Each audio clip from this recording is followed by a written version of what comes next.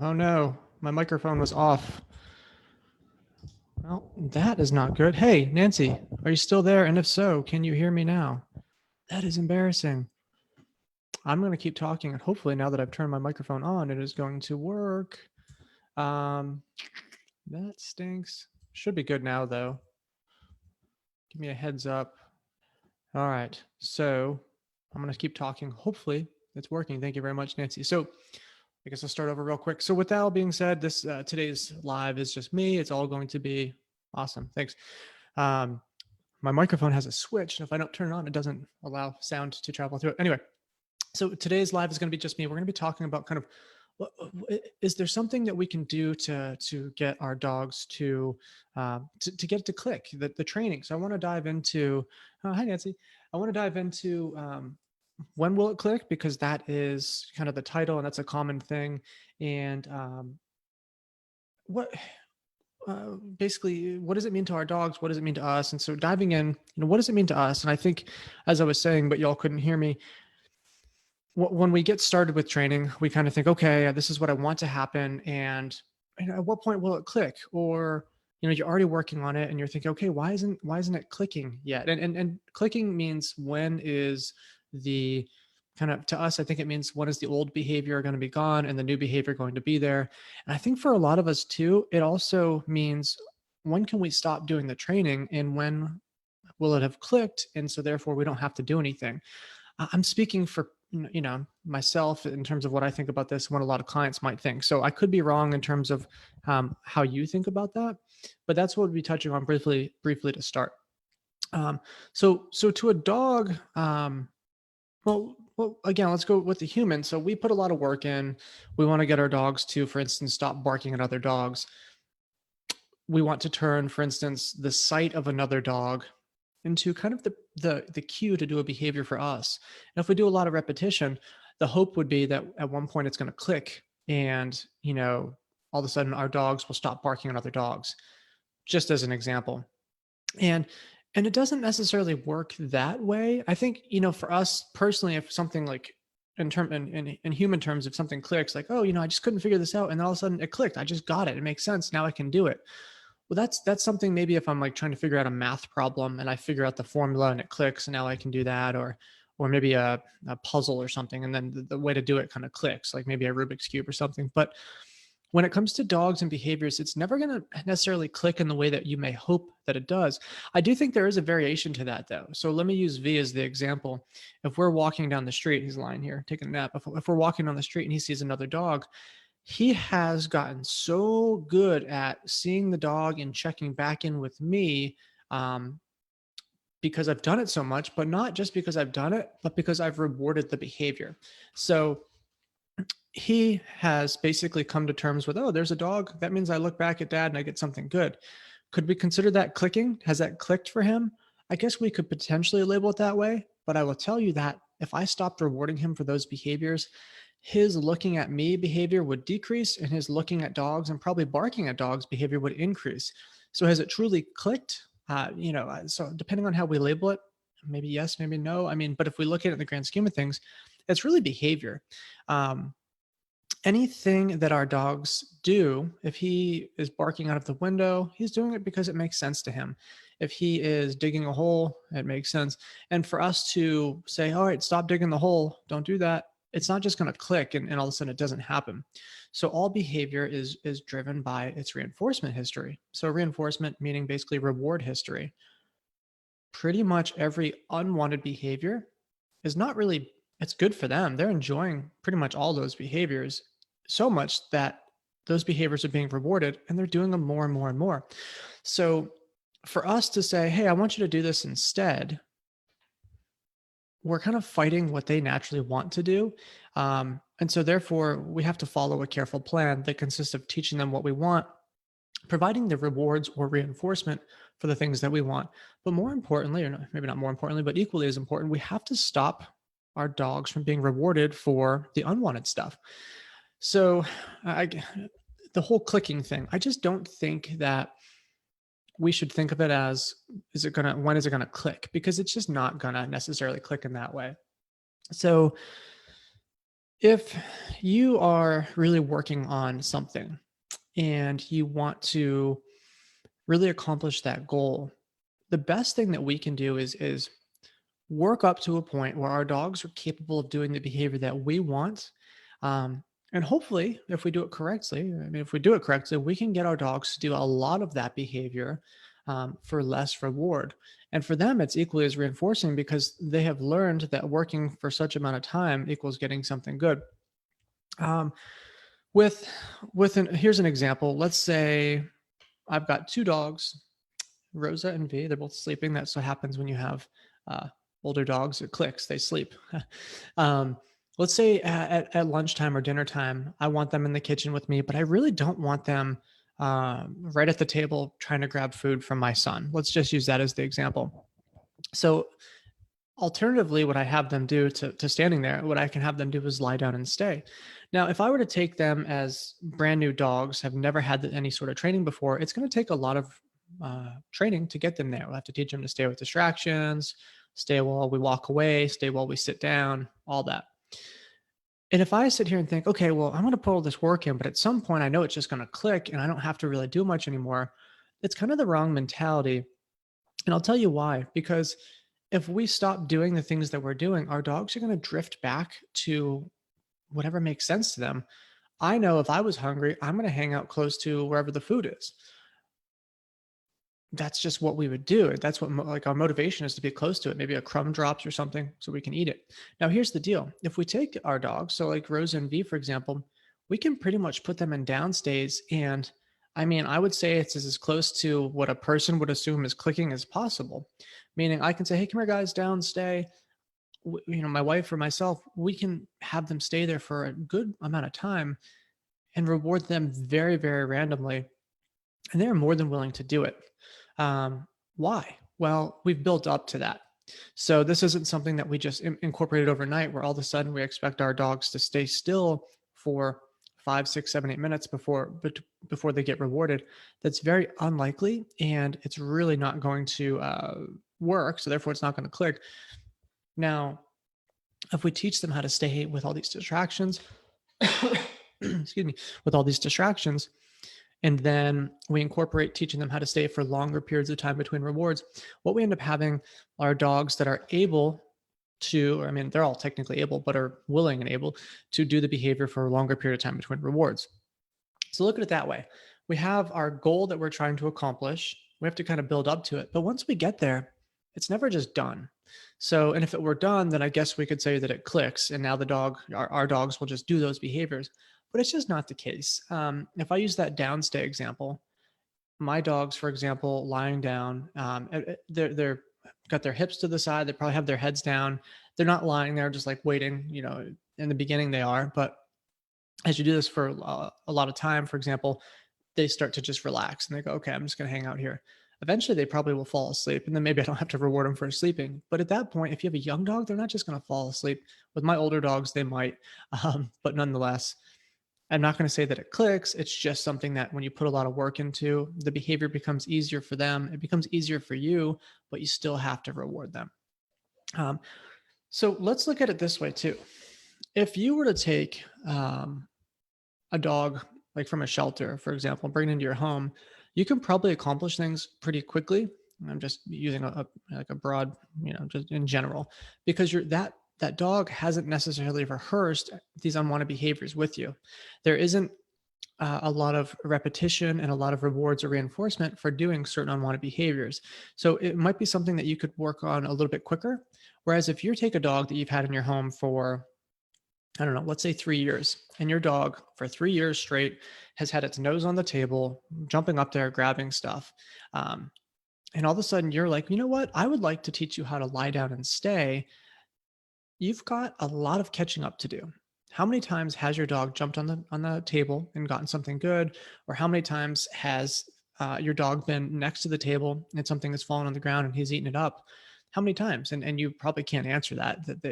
It's a ton of times, hundreds, thousands. I don't know. If it's over 3 years, it's probably, once a day, 3 meals a day. I don't know what the math is, but 365 times 3 is at least 1,000. So that's in 1 year. So if we look at that, we're saying, okay, even though we didn't intend to do it, we've basically taught you hang out really close to the table, jump on the table. It works.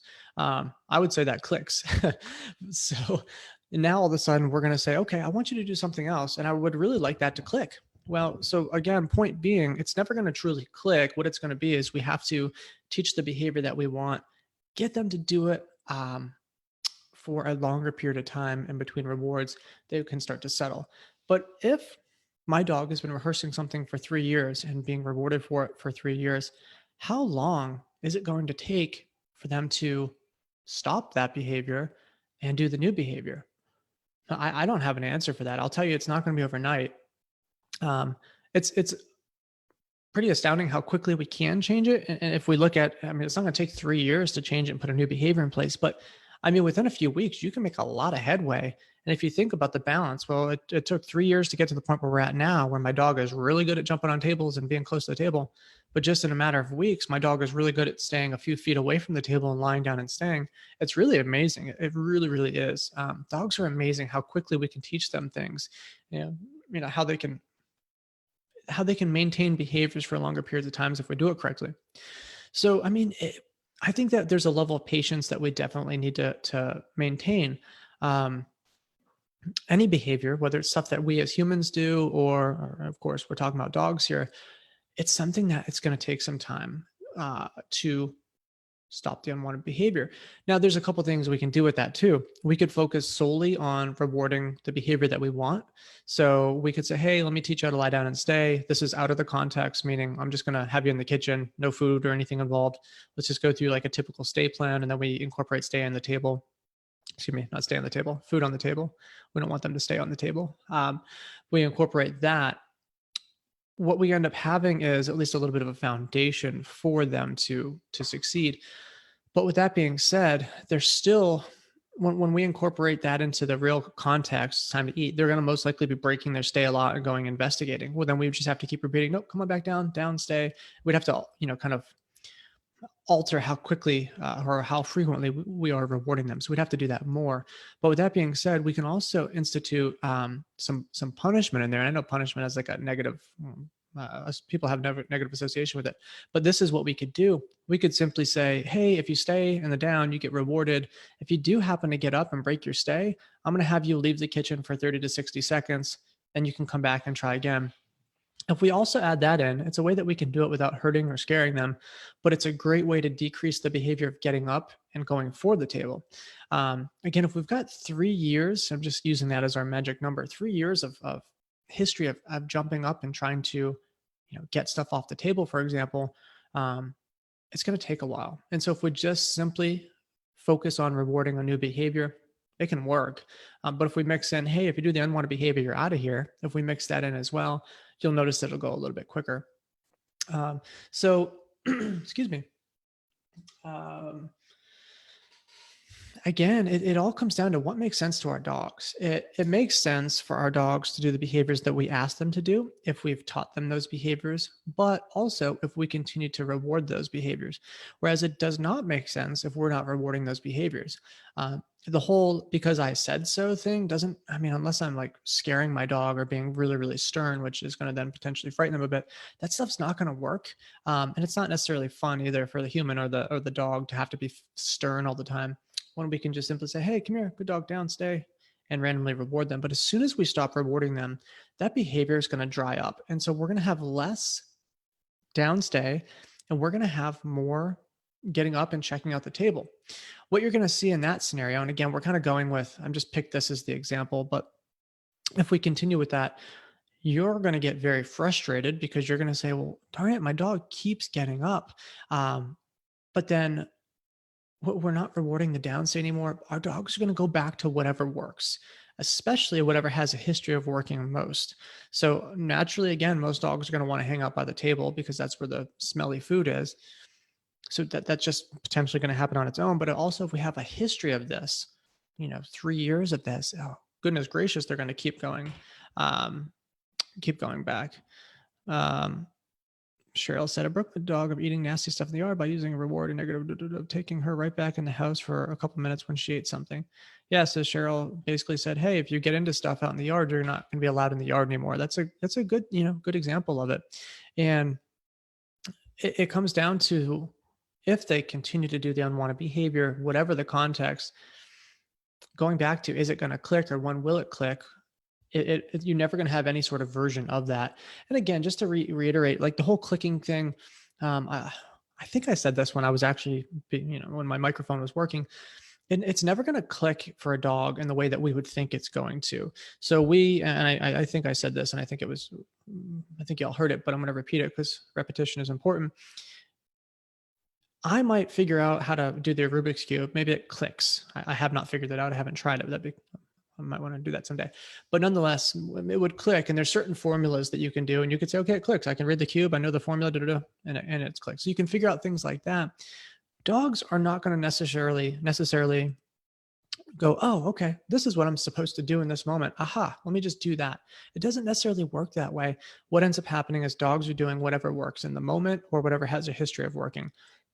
So if we have, again, let's say leash pulling. So that's one of the hardest things to get rid of, because pulling on leash works all the time. So like, when will it click? When will my dog just stop pulling? Well, never. Just kidding. But seriously, there's a chance that your dog would always pull, because pulling works. So if we wanted to use that as an example, how long has your dog been pulling on leash for? Well, I know with V, he's 13 and a half now. I started teaching him how to walk without pulling. I think it was two and a half. And I didn't walk him a ton prior to that, but when I did, he was as bad of a leash puller as I've dealt with. I mean, I used a retractable lead to start, and then I went to a short lead, and I saw on TV that I was supposed to hold him really close to me the whole time. So I remember walking him one time and like just holding the leash as tight as I could. And it was like, that was the best workout I've ever had. It was no fun for him, was no fun for me. But like, when is it going to click? And so the answer, if I use him as the example, and I use leash walking as the example, for him, it took me, I want to say, months and months and months, and it got better throughout that time. But it took months and months to really get a solid, let's walk with a loose leash, let's no longer pull. And again, if we're going with the clicks topic, I would say that he has learned back then, especially, that loose leash walking got him lots of food rewards. Now he has learned that loose leash walking gets him he can stop and sniff pretty much everything that he wants. So he's learned that works. Pulling no longer really works for him. So has it clicked? I would not say that. I would say he would easily start pulling again if I taught him that pulling is an option. Now, if you were to do this with your dog, you've potentially got a lot of reinforcement, or a lot of rewards for pulling on leash. So it's going to take a lot of time. And this is something that a lot of people struggle with. So let's break it down. If you wanted it to click, and again, I'm just using that because it's kind of the topic here, but if you wanted it to be something that makes a lot of sense to your dog, and something that your dog does more frequently, the first thing you have to do is, for instance, no longer allow your dog to move forward when the leash is tight, because that is going to be sending mixed signals. You're going to sometimes be rewarding him for pulling, and other times not. Now, with that being said, dogs are good discriminators. So you could kind of put pulling on cue, which I don't think most people do, but I did it with V, where I would put rollerblades on. And give him a cue, okay, you can pull. So he was able to discriminate, this is a good time to pull. But for him, what that really consisted of was running full speed, and he was going. It was a lot of fun. I wish we could still do that. But with leash walking, like specifically to, I want you to walk and not pull me at all. You got to be pretty darn consistent in not allowing them to move forward with the leash tight. So if he pulls and that leash is tight, he's pulling, he's getting what he wants, then you're basically saying, hey, this is the best way to walk. You're going to get a lot of good stuff if you continue to pull. So you got to be very, very consistent. You got to be very, very patient. And again, nothing is necessarily going to click. What it's going to come down to is whatever behavior is rewarded most, your dog is most likely going to do that. And then it needs to continue to be rewarded in order for that to continue to happen. When we start with behaviors, whether it's teaching a dog to stay or whatever, most behaviors, if we want to keep our dogs focused, if we want to keep getting our dogs to succeed, we are doing, especially like in the group classes or just private training, we are doing about, it's about, let's call it 10 treats per minute. So basically 10 behaviors per minute to keep our dogs engaged and to keep them succeeding when you first start off with training. So if I'm working with a brand new dog and I'm working on stay or leave it or sit or whatever, I want to keep them engaged. I want to keep them succeeding. So you're doing it at a level that they can succeed. You're picking something that they can do, but you're also rewarding it really, really quickly. If you stop doing that, dogs can easily get frustrated, or they'll with that along those lines, they'll give up and walk away. Um, so, but what if we always had to reward them that frequently? Then that would be I don't think it would work for us. We can't sit there and say, stay, treat, treat, treat, treat, treat. Hey, I'm going to treat you every 6 seconds to keep you there. That's not going to, nobody's going to do that. But the cool thing is we can teach them how to do more behavior for less reward. So how to stay longer. And so that kind of goes back to what I was saying. Whatever we build up to is what's going to make sense to them. We can't say that it's going to click though, because the moment you stop is the moment they're going to look for some sort of reinforcement. That's what dogs do. That's what we do. Nancy said, "Is a harness better than a collar? I only use a harness." Yeah, I don't use collars pretty much ever for leash walking. I typically am working with dogs that are extreme pullers, and I like to put them in something that gives me a little bit more leverage. So Nancy, I'll use a harness where the leash hooks onto the chest, meaning it's a regular harness, but it's designed for the leash to hook right on the chest, basically like the breastplate or whatever. What that does is, if you do have like if your dog starts to pull, you can hold on much easier and get your dog's attention back. Or if you want to switch directions, you can do that much easier. Or what ends up happening too is we can have like a head collar, which is similar to, so the harness, if the leash hooks onto the chest, that gives you that leverage. And then there's head collars that the leash hooks underneath the chin, which gives you a bit more leverage. If I'm working with a very strong dog, I'm not a large person, and I want to make sure I can hold onto the leash, I'm going to put them in a head collar. Gentle Leader or Halti is another name brand. If it's a smaller dog, um, who knows, even if it's small but it's a lot of strength, those are good options. Or you could just use a front attaching harness. Sometimes too, people will just manage. I mean, leash walking takes a lot of time and effort. So oftentimes people will just put dogs in front attaching harnesses or head halters, and they'll just let their dogs pull still, but it is so much more manageable. It really doesn't bother them. And that is perfectly fine too. I mean, some people are like, no, I would really like my dog to walk without pulling. And that's fine. That's for the vast majority of dogs an obtainable goal. But also, it took me months to really get a solid loose leash walk with V. So therefore, if you're willing to put in the time, then you can do it. I would still use something like that though, just in case my dog sees a squirrel or a cat or whatever, and all of a sudden they go for it. Those things will allow you to be able to hold on much easier. But again, those, just some management tools for leash walking. And again, like with certain behaviors, if you can leverage the things in the environment, for example, when my dog's walking and gets to stop and sniff everything, that is the reward for the loose leash walk. Your loose leash gets you to the smells, which is a fantastic reward because dogs love that stuff, or at least the vast majority of them do. So you can use that. And then, I mean, that looks pretty much as close to clicking as possible. Like, okay, my dog really doesn't pull anymore. He stops. Awesome. But with that being said, the things that you don't practice, you're going to see your dog's really going to struggle with. So if you're not practicing leave its regularly, if you ask for a leave it, your dog's probably not going to be as responsive had you been practicing often. So it's just really, really important to practice these things a lot. And I don't think you're ever going to see it click. It's really just going to get to a certain level of, I don't know, successfulness or something, a certain level of where your dog is really good at it, but it always could drift back. So just to reiterate, it's never going to click in the way that we might think it is.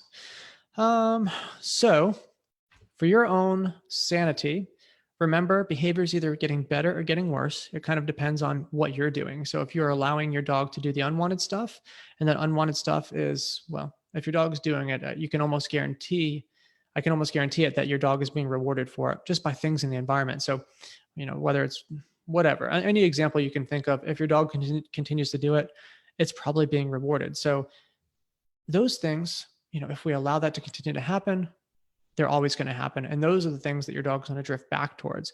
So, think about it that way. Stay patient, really do your best to manage so your dog is no longer able to rehearse the unwanted behavior, and then focus heavily on, hey, buddy, this is what I'd like you to do. Break it down into steps. We need to break it down into achievable little goals for to build up to the big picture. So that's kind of crash course for y'all today in regards to when will it click for my dog, or when will it finally click.